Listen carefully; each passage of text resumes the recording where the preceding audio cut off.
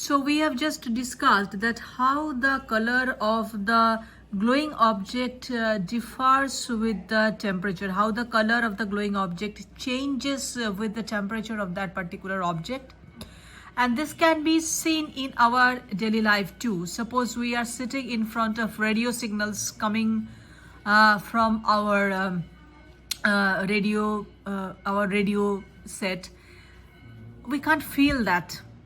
When we stand in front of a of oven, we can feel the warmth of the oven, but that is because of infrared radiation.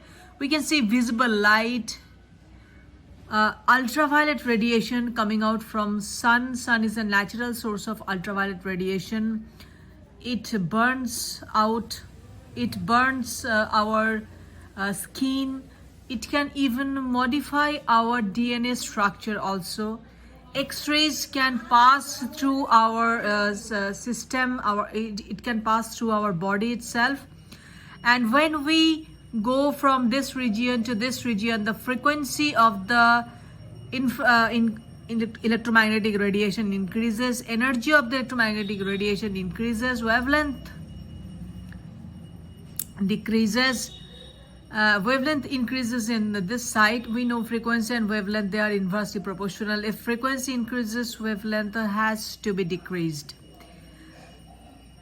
আমরা discuss করেছি যে অবজেক্টের temperature কত হলে বা অবজেক্টের টেম্পারেচারের সাথে অবজেক্ট যে কালার নিয়ে গ্লো করছে সেই কালারটা কেমনভাবে পাল্টে যায়। 730 ডিগ্রি সেলসিয়াস যদি উষ্ণতা হয় তাহলে অবজেক্ট ব্রাইট রেড কালার নিয়ে গ্লো করে। আবার 1300 ডিগ্রি সেলসিয়াস যদি উষ্ণতা হয় তাহলে অবজেক্ট ইয়েলোইশ হোয়াইট মানে হলুদাভ সাদা একটা রং নিয়ে গ্লো করতে থাকে। এবং এটা এই কালারগুলো বা এই যে ডিফারেন্সগুলো, এই সিচুয়েশনটা, এইগুলো আমাদের ডেলি লাইফে আমরা এক্সপিরিয়েন্স করতে পারি বিভিন্ন ইলেকট্রোম্যাগনেটিক রেডিয়েশনের মাধ্যমে। ইলেকট্রোম্যাগনেটিক রেডিয়েশন বিভিন্ন রকমের হয়। যদি রেডিও ওয়েভের কথা ভাবি, যেটা আমাদের রেডিও সেট থেকে নির্গত হয়, বা রেডিও সিগন্যাল যেগুলো ট্রান্সমিট করা হয় যার ফলে আমরা এফএম রেডিও শুনতে পাই, এই রেডিও ওয়েভ যখন আমাদের মধ্যে দিয়ে পাস করে আমরা বুঝতেই পারি না।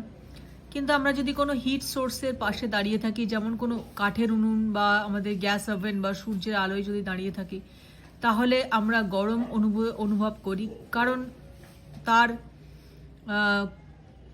কারণ হচ্ছে ইনফ্রারেড ইলেকট্রোম্যাগনেটিক রেডিয়েশন বা অবলোহিত তড়িৎচুম্বকীয় তরঙ্গ। দৃশ্যমান আলোর জন্য আমরা বস্তু দেখতে পাই।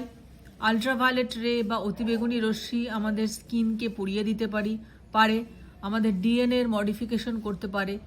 এক্স রে, যখন আমরা মেডিকেল সেন্টারে গিয়ে এক্স রে করি তখন এক্স রে আমাদের মধ্যে দিয়ে পাস করে যায়, আমরা বুঝতেই পারি না। আমরা যখন এই রিজিয়ন থেকে এই রিজিয়নে শিফট করব তখন ইলেকট্রোম্যাগনেটিক রেডিয়েশন বা তড়িৎচুম্বকীয় তরঙ্গের ফ্রিকোয়েন্সি বা কম্পাঙ্ক বাড়তে থাকে। কম্পাঙ্ক এবং তরঙ্গ দৈর্ঘ্য পরস্পরের সঙ্গে ব্যস্তানুপাতিক, অর্থাৎ কম্পাঙ্ক যেহেতু বাড়তে থাকে তরঙ্গ দৈর্ঘ্য কমতে থাকে। কম্পাঙ্ক যেহেতু বাড়তে থাকে এনার্জি বা শক্তিও বাড়তে থাকে। অর্থাৎ রেডিও তড়িৎচুম্বকীয় তরঙ্গের থেকে এক্স রে তড়িৎচুম্বকীয় তরঙ্গের কম্পাঙ্ক এবং শক্তি দুটোই বেশি হয়। কিন্তু রেডিওর ওয়েভের যে তরঙ্গ দৈর্ঘ্য সেটা এক্স রে তরঙ্গ দৈর্ঘ্যের থেকে কম হয়। Now, if the intensity of the electromagnetic radiation is plotted against the wavelength of the electromagnetic radiation, then it is expected that as we decrease the wavelength, that means as we increase the frequency, intensity also increases. Intensity ought to be increased. But the experimental observation is something different than the theoretical prediction. Theoretical prediction is this line, this curved line, which means as lambda decreases, intensity increases like this. But near ultraviolet region, the intensity falls, which is completely unexpected by the present theory, by the then present theory. And as the frequency increases, that is wavelength decreases, the intensity falls off gradually.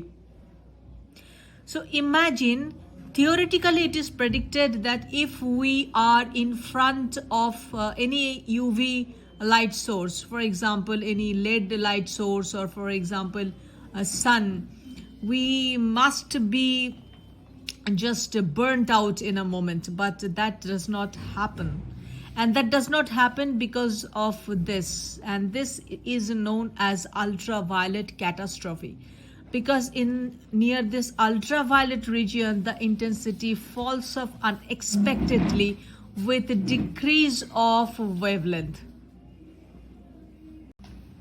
যখন আমরা তীব্রতাটাকে plot করি তরঙ্গ দৈর্ঘ্যের সাথে, তখন দেখা যায় তরঙ্গ দৈর্ঘ্য যত কমতে থাকে তীব্রতাটা তত বাড়তে থাকে। এটা থিওরিটিক্যাল প্রেডিকশন, থিওরি বা তত্ত্ব অনুসারে এটাই হওয়া উচিত, যে কম্পাঙ্ক যত ইনক্রিজ করবে বা তরঙ্গ দৈর্ঘ্য যত ছোট হয়ে যাবে তত তীব্রতা বাড়তে থাকবে রেডিয়েশনের। অর্থাৎ আমি যদি যে কোনো ইউভি লাইট সোর্সের সামনে বসে থাকি, সাপোজ আমাদের মোবাইল থেকেও কিছু ইউভি লাইট নির্গত হয়, সান খুব ভালো ইউভি লাইটের সোর্স।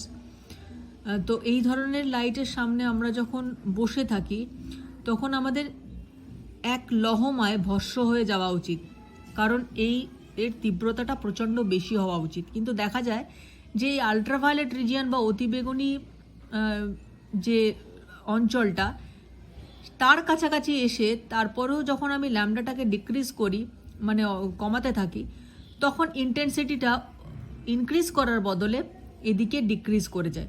অর্থাৎ থিওরিটিক্যাল প্রেডিকশনটা হচ্ছে এইরকম, যে ইন্টেন্সিটি বাড়তেই থাকবে, তীব্রতা বাড়তেই থাকবে যখন কম্পাঙ্ক বাড়বে, অর্থাৎ তরঙ্গ দৈর্ঘ্য কমবে। কিন্তু প্র্যাকটিক্যালি দেখা যাচ্ছে যে একটা রিজিয়নের পরে, আলট্রাভায়োলেট রিজিয়নের কাছাকাছি এসে তারপরে যত আমরা ফ্রিকোয়েন্সি বা কম্পাঙ্ক ইনক্রিজ করতে থাকবো, তরঙ্গ দৈর্ঘ্য ডিক্রিজ করতে থাকবো, তত তীব্রতাটা কমতে থাকে। এটাকেই বলা হয় ultraviolet catastrophe. But why is this? And this was extremely unexpected. That is why this is called a catastrophe. And during 1900 to 1905, this was the main attention seeker of the physicists like Max Planck and Einstein.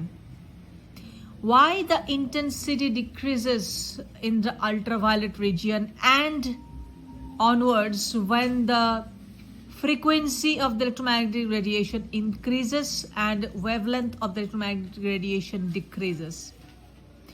In order to explain this phenomena, Einstein and Planck, there was a postulate actually that these radiations contains packets of energy which are termed as photons, and they have this much energy. This is the minimum energy of the photons. They can have multiples of this h nu amount of energy, and a photon cannot have energy greater than the available energy. Now what is the available energy? Available energy is this one, E equal to kT. KT is the amount of available energy, where K is the Boltzmann constant, T is the temperature in the absolute scale. So this kT is the available energy for photon. For example, if an electron is here and I want to shift it to a higher orbit, then kT amount of energy will be supplied to this electron. It shifts to this higher orbit, and when it releases its energy and regain its original position, because that is the choice of nature. Nature wants everything in the universe to be in a minimum energy state. So when an electron jumps from here to here in order to release its extra energy, then a photon of energy kT will be liberated from this atom, and that creates an electromagnetic radiation.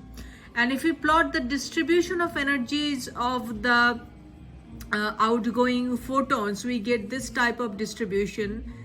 At the energy value of kT, the number of photons we get is the maximum, And as we go in the higher values of energy, or as we go in the lower values of energy, the number of photons will be decreased, which means we get a photon of ultraviolet energy, but that probability is in the lower region. And this explains this curve, that when the energy increases, the probability of that photon, the probability of getting that photon also decreases, and this explains why the intensity reduced with the reduction of wavelength or increase of energy. কিন্তু কেন কম্পাঙ্ক বৃদ্ধি পাওয়ার সাথে সাথে, অর্থাৎ তরঙ্গ দৈর্ঘ্য কমে যাওয়ার সঙ্গে সঙ্গে তড়িৎচুম্বকীয় তরঙ্গের তীব্রতাও কমে যাচ্ছে, সেটা ছিল এই 1900 থেকে 1905 এই সময়টায় আইনস্টাইন এবং ম্যাক্স প্লাঙ্কের চিন্তাধারার প্রধান একটা বিষয়। তারা পস্টুলেট করলেন, ম্যাক্স প্লাঙ্ক পস্টুলেট করলেন যে এই যে ইলেকট্রোম্যাগনেটিক যে রেডিয়েশন ইউনিভার্সে আছে, সেটা বেসিক্যালি কিছু এনার্জি প্যাকেট দিয়ে তৈরি, এবং সেই এনার্জি প্যাকেটগুলিকে বলা হলো ফোটন। একটি ফোটনের মিনিমাম এনার্জি হচ্ছে এইচ নিউ। এইচ নিউ এর থেকে বেশি এনার্জিওয়ালা ফোটনও হতে পারে, 1 HNU, 2 HNU, 3 HNU, এরকম এনার্জি হতে পারে ফোটনের। কিন্তু ফোটনের এই এনার্জিটা ডিপেন্ড করবে কতটা এনার্জি অ্যাভেলেবেল আছে তার উপর। এখন অ্যাভেলেবেল এনার্জি হচ্ছে এইটা, E = KT।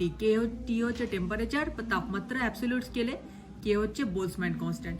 এটাকে এক্সপ্লেন করার জন্য আমরা একটু অ্যাটমিক মডেলটা দেখি। মনে করি একটা ইলেকট্রন এখানে আছে, এখানে নিউক্লিয়াসটা আছে, ইলেকট্রনটাকে আমি চাইছি একটা হায়ার অরবিটে শিফট করতে।